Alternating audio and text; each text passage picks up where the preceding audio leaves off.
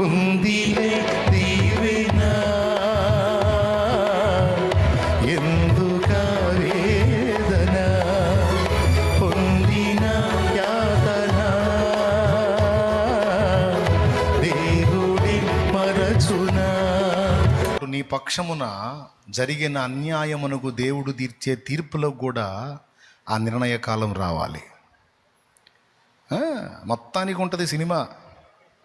ఎవడికి చూపించే సినిమా వాడికి చూపిస్తాడుగా, ఎవడిని వదిలిపెట్టడు.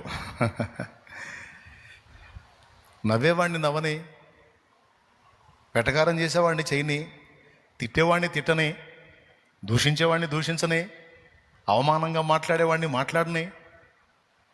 అడిగిపోతారు, ఎంతకాలం పోతారు?